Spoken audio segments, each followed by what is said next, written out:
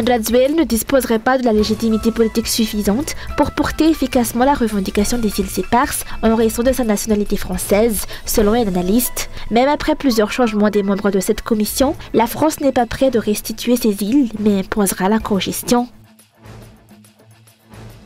Lors de sa visite à Madagascar, Emmanuel Macron a déclaré que les Malgaches eux-mêmes ne sont pas unanimes sur la revendication des îles éparses. Cette division semble confirmée par l'inaction de la commission mixte malgache et l'absence de fermeté du président Andradzuel. En attendant, la France maintient son contrôle et les pêcheurs malgaches risquent arrestation et détention près de ces îles.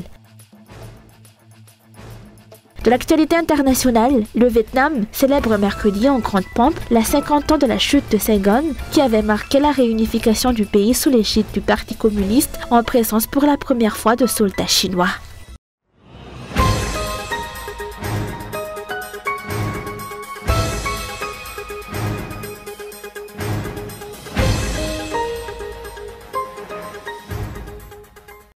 Andradzuel ne dispose pas du poids politique nécessaire pour faire pression en faveur de la restitution des îles éparses, notamment en raison de sa nationalité française, selon un analyste politique interrogé ce jour. 2 réunions de la commission mixte bilatérale malgacho-française avaient été annoncées pour traiter cette revendication, engagement pris par le dirigeant actuel dès son premier mandat. Pourtant, seule la première a eu lieu le 18 novembre 2019. La deuxième réunion, initialement prévue en 2022, a été à plusieurs reprises reportée à la demande du gouvernement malgache lui-même, pourtant censé mener la réclamation et n'a jamais été organisée à ce jour. Rappelons que la délégation malgache à cette première réunion comprenait 6 membres, tout comme la partie française. Elle était dirigée par le Premier ministre Christian Tse, également ministre des Affaires étrangères par intérim à l'époque, et composée du professeur Raymond Randev, ancien vice-président de la Cour internationale de justice, du vice-amiral Louis-Antoine de Padoue Ranef-Sehene, ancien secrétaire général du ministère de la Défense nationale, du capitaine de vaisseau Jean-Edmond Rangenatenen, directeur général de la PMF, du docteur Jacob Ali Vateinjazanarvelu, expert international en droit et relations internationales, ainsi qu'Eric Soulouernien Naratimbazafi, ancien responsable de la coordination du Centre d'études et de recherche stratégique au sein du ministère des Affaires étrangères. 3 ans plus tard, les présidents malgaches et français ont annoncé qu'une nouvelle réunion de cette commission se tiendra en France le 30 juin prochain. Il est d'ores et déjà acquis que la composition de la délégation malgache sera revue. La ministre malgache des Affaires étrangères l'a confirmé.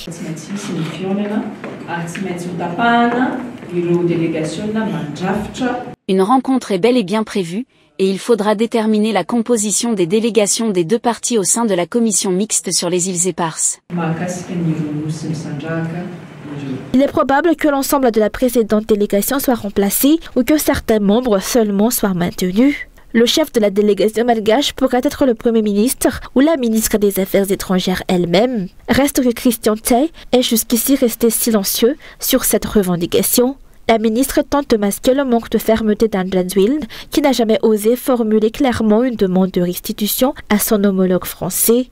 Selon les analystes, Paris chercherait à imposer une cogestion lors de la prochaine réunion de la commission, mais ne consentirait jamais à restituer les îles éparses.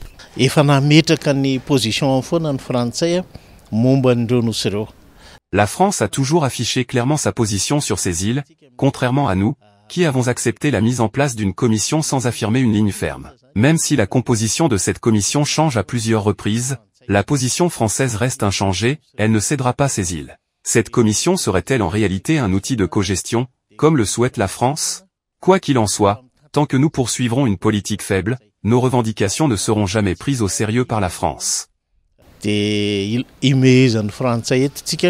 président malgache a déjà montré sa faiblesse en s'abstenant de formuler la moindre revendication lors de sa rencontre avec Emmanuel Macron le 23 avril dernier. Sa nationalité française l'empêche de se placer en interlocuteur égal face au président français. Il n'a donc ni la légitimité politique, ni la volonté nécessaire pour faire avancer ce dossier. La première réunion s'est soldée par un échec sans lendemain. On attend désormais les retombées de la réunion prévue le 30 juin prochain. Du côté français, l'objectif semble clair, maintenir le statu quo en proposant une cogestion. Du côté malgache, la ministre des Affaires étrangères a rappelé que la position de l'État restait inchangée. La souveraineté sur les 5 îles éparses revient à Madagascar. Pour rappel, en 1979, les Nations Unies avaient adopté une résolution reconnaissant que ces îles appartiennent bien à Madagascar. Pourtant, elles demeurent toujours sous administration française.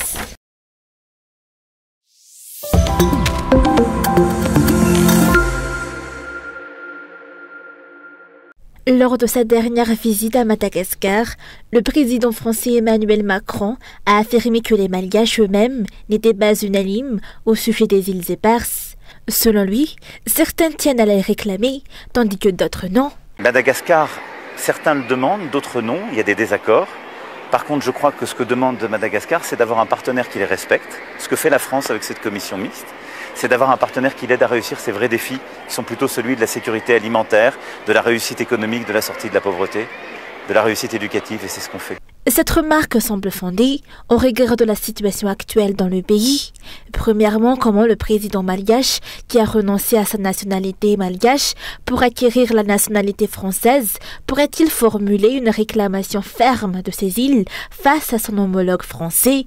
Deuxièmement, les membres de la commission mixte, censés représenter l'ensemble des Malgaches dans cette revendication et dirigée par le Premier ministre en exercice, sont restés totalement silencieux et absents. Troisièmement, bien que les dates de réunion aient été fixées pour la commission bilatérale malgacho-française, c'est la partie malgache, pourtant en position de réclamation, qui a demandé le report de ces rencontres.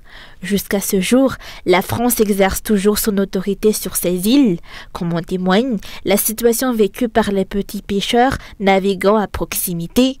Arrestation immédiate et détention sont le sort réservé aux pêcheurs malgaches interceptés près de ces îles, notamment dans les environs de Joan do Nova, selon les témoignages recueillis.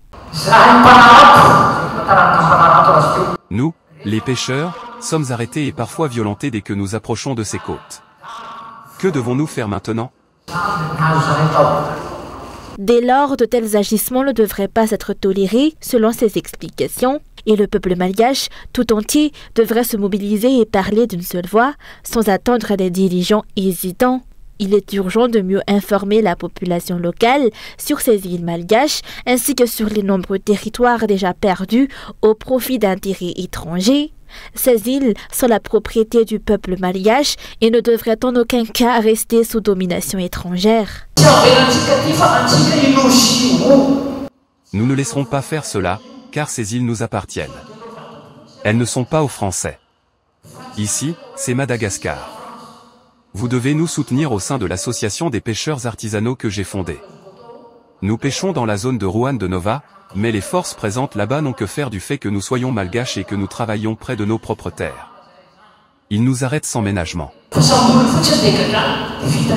Si rien ne change, il reviendra aux Malgaches de s'unir et de faire entendre une voix unique en plaçant la souveraineté nationale au cœur de leurs priorités. Pour rappel, le 12 décembre 1979, le Conseil de sécurité des Nations Unies a enjoint l'État malgache et l'État français à engager des négociations sur ces îles.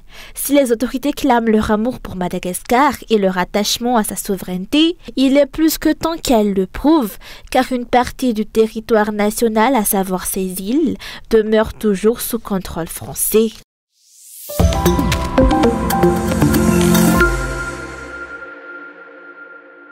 Les autorités publiques de Nospe ont une nouvelle fois convoqué la représentante des habitants de l'île de Sakati, selon un communiqué du collectif des organisations de la société civile de la région Diana hier. Cette convocation visait à l'informer de la tenue prochaine d'un levé topographique sur l'île. Or, selon la représentante appelée, cette démarche viole les engagements préalablement pris. Une table ronde de concertation aurait dû être organisée avant toute initiative de ce type. Les étapes convenues n'ont pas été respectées, notamment la procédure habituelle qui prévoit l'envoi d'un avis écrit au président du Fuktan afin que celui-ci puisse à son tour informer les habitants dont il est le porte-voix légitime.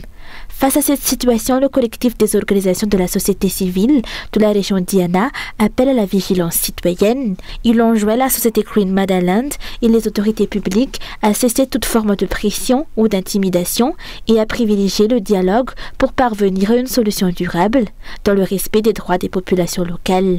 Pour rappel, dans l'affaire de Nous Sakati, que ce soit les dirigeants ou la société concernée n'ont toujours pas réagi si une éventuelle décision de justice annulait l'arrêté de 2019, lequel suspendait et remettait en cause l'accord entre les deux parties. En l'absence de réponse claire, pour rappel, dans l'affaire de Nous Sakati, les autorités et la société concernée n'ont toujours pas répondu si une décision de justice annulait l'arrêté 2019, lequel suspendait et remettait en cause l'accord entre les deux parties. En l'absence de réponse claire, le projet en question demeure illégal et constitue une violation manifeste de la législation en vigueur.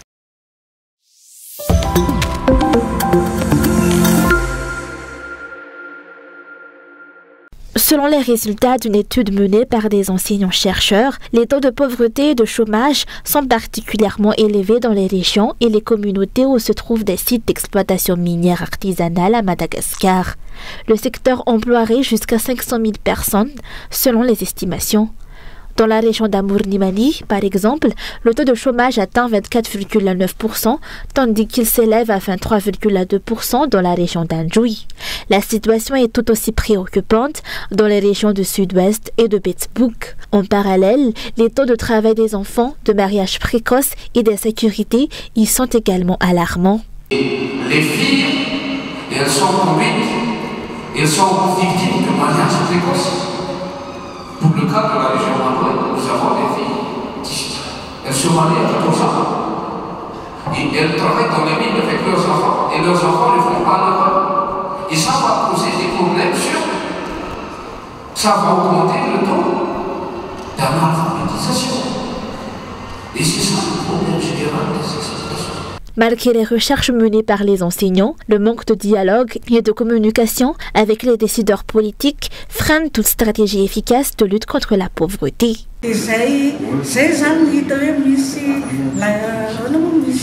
Il existe une véritable lacune dans les relations entre les chercheurs et les décideurs.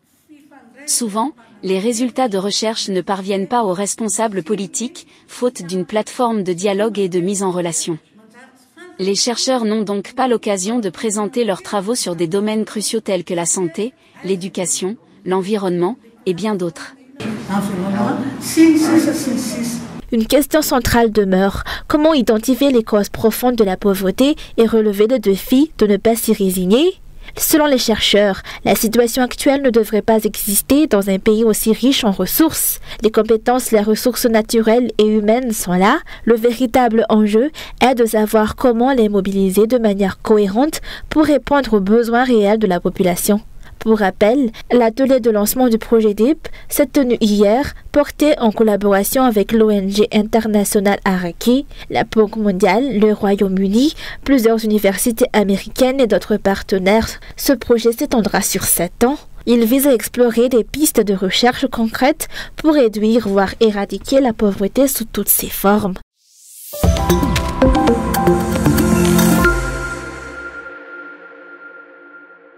Le président du syndicat des paramédicaux a écopé hier d'une peine de 6 mois de prison avec sursis. Insatisfait du verdict, il a annoncé qu'il fera appel devant une juridiction supérieure. Pour rappel, ce dirigeant syndical était poursuivi pour avoir pris des photos sans autorisation et pour rassemblement illégal sur le site de l'HIRA. Des poursuites qui, selon les représentants du syndicat des paramédicaux, portent gravement atteinte aux droits et à la liberté syndicale. Il rappelle que l'activité syndicale est encadrée par la loi et qu'en principe, elle ne devrait rencontrer aucune hostilité.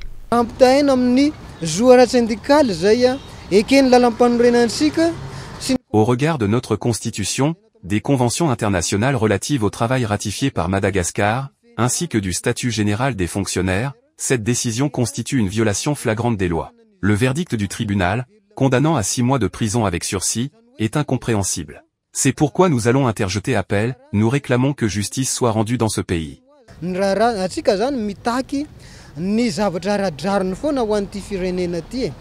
Jusqu'à présent, 3 dirigeants syndicaux ont été condamnés à des peines avec sursis et sont victimes de tentatives de musellement indirect. Outre le président du syndicat Paramed, Kamarad Barson Rakoutmang du Rajana syndical, le président de la CSS section Tanariv, le professeur Sami Grégoire Ravel Nirin ont été également victimes de ces persécutions. De tels agissements portent atteinte aux droits syndicaux et mettent en évidence le manque de volonté des dirigeants à évoluer en matière de consultation. Les dirigeants se trompent s'ils pensent que de telles intimidations mettront fin à l'activité syndicale, selon les explications.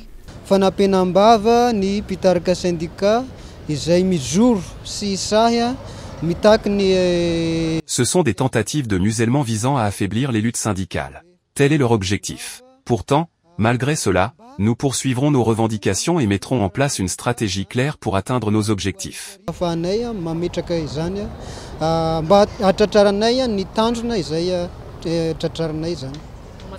Le monde du travail à Madagascar est mis à mal. L'avenir des travailleurs malgaches est sombre. Le combat mené par le syndicat est pour les travailleurs d'aujourd'hui et les générations futures. Les syndicats ont reçu l'autorisation de la préfecture d'Antananarivo pour organiser une manifestation demain, à l'occasion de la Journée mondiale du travail.